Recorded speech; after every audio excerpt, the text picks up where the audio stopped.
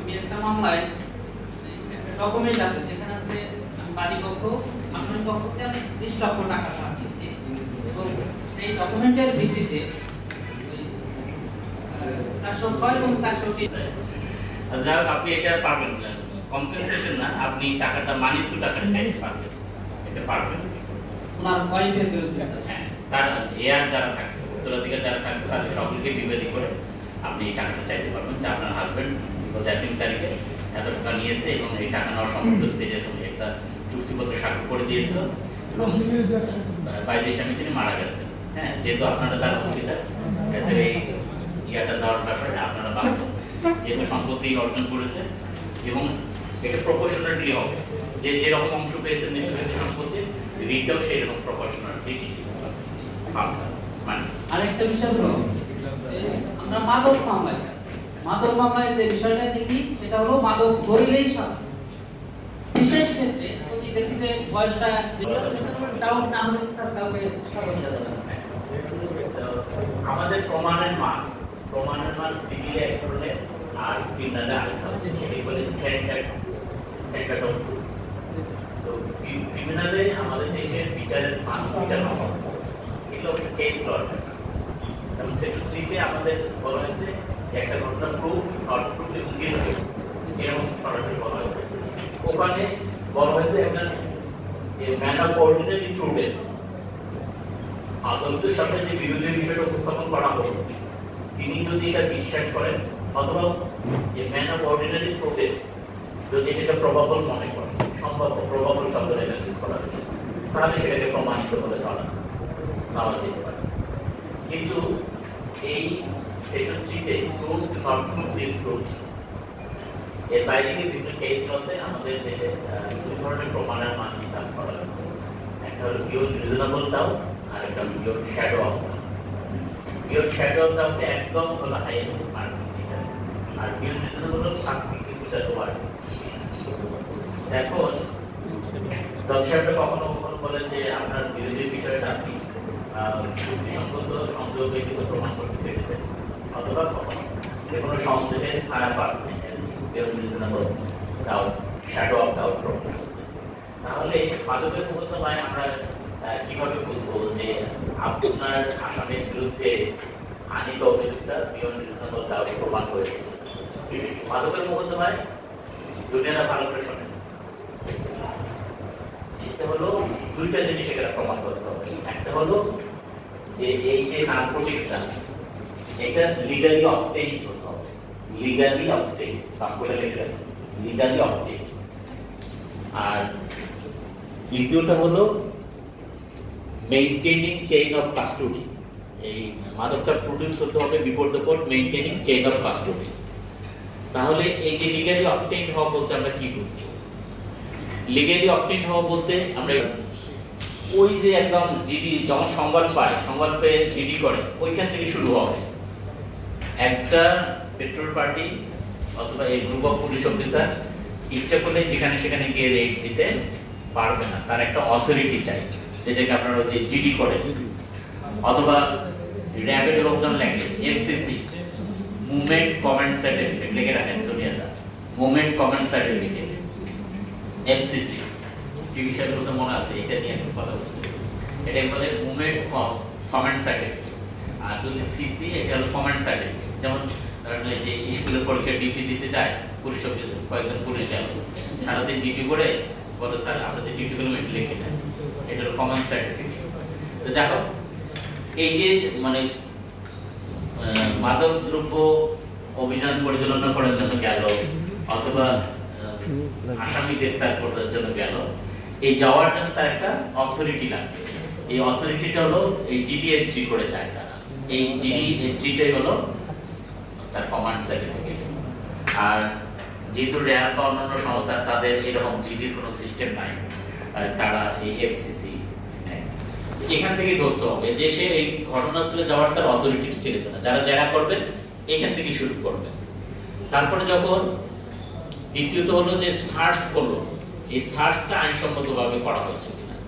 সার্চের ক্ষেত্রে আপনি 103, 102 বা 165 এবং বিআরপি 280। এই জায়গাগুলো থেকে আপনার প্রশ্ন করতে হবে। তো মোটা দাগে যদি আমরা বলি যে কারো যদি স্থান স্থাপনায় কেউ যদি পরিকল্পিত ঢুকতে চায়, তাহলে কমপক্ষে 2 জন গণ্যমান্য ব্যক্তির উপস্থিতি থেকে ঢুকতে হবে। বিআরপি 280-তে বলা হয়েছে যে যদি ঢোকার আগে সে নিজেকে করতে হবে, এক্সামিন করতে হবে।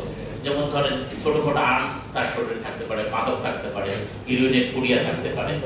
এই জন্য ওই যে সংবিধানের 31 আর্টিকেলের কথা বলছিলাম, প্রোটেকশন অফ ল, হ্যাঁ, এই প্রোটেকশন অফ ল দেওয়ার জন্য যেহেতু আমি তাকে অভিযুক্ত করতে চাচ্ছি, সে আইনি সুরক্ষাটা যেন পায়, তো তখন তার শরীর আগে পরীক্ষা করতে হবে, তারপরে সে যাবে। এই জায়গায় আপনি যেটা করতে পারেন যে তার তল্লাশিটা, সার্চটা ইন অ্যাকর্ডিং টু ল ছিল কিনা। তারপরে আসলো কিছু উদ্ধার হলো। উদ্ধার হলে এই জব্দ তালিকাটা ঘটনাস্থলেই করতে হবে সেটা, এবং ঘটনাস্থলে অবশ্যই করতে হবে। এবং পাশাপাশি যে প্যাকেজিং করবে এটাও ঘটনাস্থলে করতে হবে। এবং নতুন যে আইনটা হয়েছে 22 সালে, বাজেয়াপ্তযোগ্য বস্তু আটক ব্যবস্থা নিষ্পত্তি বিধিমালা 2022, এর 3, 4, 5 এবং 9 বিধিতে এই জব্দকরণের যে বিধানগুলো আছে এগুলো আপনারা দেখে নেবেন। এখানে সিস্টেমগুলো সুন্দর করে বলে দেওয়া হয়েছে যে কিভাবে সে জব্দ তালিকা করবে বা এটা জব্দ করবে। এই যে এখানে ঘটনাস্থলে করলো, এখানে যে সাক্ষী তার স্বাক্ষরযুক্ত লেবেল দ্বারা প্রেসক্রাইব একটা ফর্ম দেওয়া আছে, সেটা তার গায়ে সেটে দিতে হবে। অথবা তার গায়ে যদি কোনো বিশেষ মার্ক থাকে, আইডেন্টিফাইং মার্ক, অর্থাৎ যদি ধরেন একটা আর্মস উদ্ধার হলো, আর্মসের গায়ে হয়তো এক্স একটা চিহ্ন দিল, ওই এক্স চিহ্নটা জব্দ তালিকা বলতে হবে। ওই এক্স চিহ্নটা সে ইয়ার কাছে বলতে পারে, এই এফআইআরও বলতে পারে, বিশেষ সাংকেতিক চিহ্ন যদি ব্যবহার করে। তো দেখো, তাহলে আপনাকে জেরার মাধ্যমে এটা এস্টাবলিশ করতে হবে যে এটা ঘটনাস্থলে এটা জব্দ হয়েছে কিনা, লেবেলিং প্যাকেজিং করা হয়েছে কিনা। এখান থেকে ট্রান্সপোর্টেশন টু দ্য থানায় যেতে হবে। থানায় গিয়ে ওইখানে 379 রেগুলেশনের বিধান অনুযায়ী থানায় যে মালখানা আছে সেই মালখানায় এখানে রেজিস্টার্ড করতে হবে। তারপরে প্রশ্ন আসবে যে কেমিক্যাল এক্সামিনেশনের জন্য পাঠাবে। এটা যদি ঘটনাস্থলে কেমিক্যাল এক্সামিনেশন করা না হয়, কেমিক্যাল এক্সামিনেশনের জন্য সেপারেট করা না হয়, ধ্বংসের জন্য যদি আলাদা করা না হয়, অথবা আদালতের পরিদর্শনের জন্য যদি আলাদা করা না হয়, তাহলে কিন্তু তদন্ত করে পুলিশ অফিসার যিনি, তাকে ওই ঘটনাস্থলে যে সিজারিস্ট উইটনেস তাকে ডাকতে হবে, তার সম্মুখে এটা খুলতে হবে, খুলে কেমিক্যাল এক্সামিনেশনের জন্য আলাদা করতে হবে। তারপরে আসবে ধ্বংসের বিষয়টা। ধ্বংসের বিষয়ে ডিগ্রি ম্যাজিস্ট্রেটের পারমিশন নিতে হবে এবং ধ্বংস সম্পর্কে একটা প্রতিবেদন তৈরি করতে হবে। আপনারা তো এই জায়গায় জানা করেন না, যেহেতু কাউকে দেখি না। এই ধ্বংস সম্পর্কে অনেকগুলো প্রশ্ন করার জায়গা আছে। এই কত তারিখে হলো, কোন ম্যাজিস্ট্রেট আদেশ নিয়েছে, কত নম্বর আদেশ নিয়েছে, বা ধ্বংস কে প্রত্যক্ষ করছে, ধ্বংস প্রতিবেদন তিনি তৈরি করছেন কিনা, সেটা তার সিডিতে আছে কিনা, অথবা ম্যাজিস্ট্রেটকে তিনি সাক্ষী হিসেবে প্রপোজ করেছেন কিনা। তারপরে আদালতের পরিদর্শনের জন্য তিনি যে আলাদা সেপারেট করবেন, কতটা করছেন, কিভাবে করছেন, তাদের স্বাক্ষরযুক্ত লেভেল দ্বারা আলাদা করছেন, এই জায়গাগুলো করা যেতে পারে। তো এখন দেখেন এই ঘটনাস্থল থেকে আসেন এই পুলিশ স্টেশন পর্যন্ত। তো ঘটনাস্থলে যদি জব্দ করা না হয়, তাহলে এই হিরোইনটা এই থানা কম্পাউন্ডে আস্তে আস্তে ট্যালকম পাউডার হয়ে যেতে পারে, অথবা আপনার কাছে ট্যালকম পাউডার এখানে জব্দ করলো, থানা কম্পাউন্ড আস্তে আস্তে এটা হিরোইনে পরিণত হতে পারে। কারণ এই পথে there is a probability of mixture or implantation। তো এইটা যদি না থাকে, এই ঘটনাস্থলে যদি জব্দ করা হয় এবং এটা সাক্ষীদের স্বাক্ষরযুক্ত লেভেল দ্বারা করা হয় এবং এইভাবে যদি থানায় নিয়ে যাওয়া হয়, ওখানে যদি আবার যদি রেজিস্ট্রিমুক্ত করা হয়, তখন আমরা বলবো যে এখানে কোনো রিজনেবল ডাউট নাই। কিন্তু যদি ঘটনাস্থলে সাক্ষীদের স্বাক্ষরযুক্ত লেভেল দ্বারা জব্দ করা না হয়, লেবেলিং প্যাকেজিং করা না হয়, এটা খোলা অবস্থায় নিয়ে গেল থানায় নিয়ে, তখন আপনি এটাকে বলতে পারবেন যে এখানে রিজনেবল ডাউট ক্রিয়েট হয়েছে যে at the time of transportation it may have been mixed with some other foreign elements। or something new may be planted.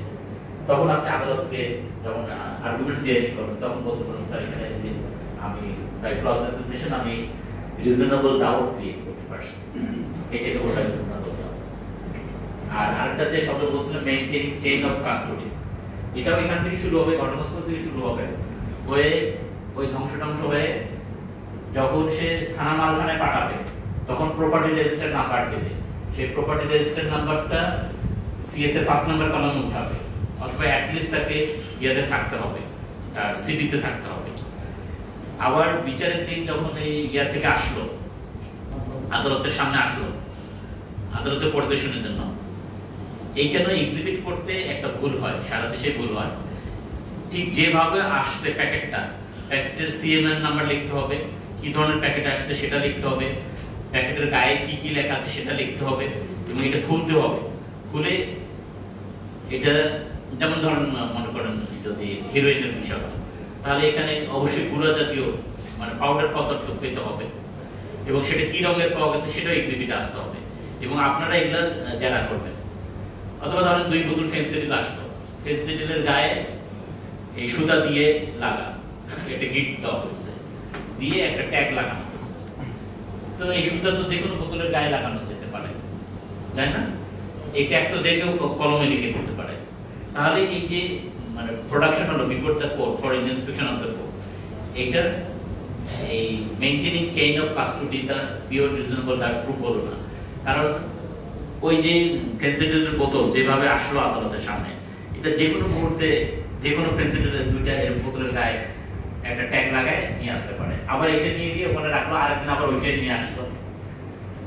কিন্তু এটা যদি ঘটনাস্থলে যেভাবে করা হয়েছিল, এর গায়ে যদি কোনো সাংকেতিক চিহ্ন থাকতো তাহলে আপনি এটা মিলাই দেখতে পারতো, বা আপনি যদি এই বিষয়ে জেরা করতে পারতেন। এইটাকে মেইনটেইন বলা হয় কি বলে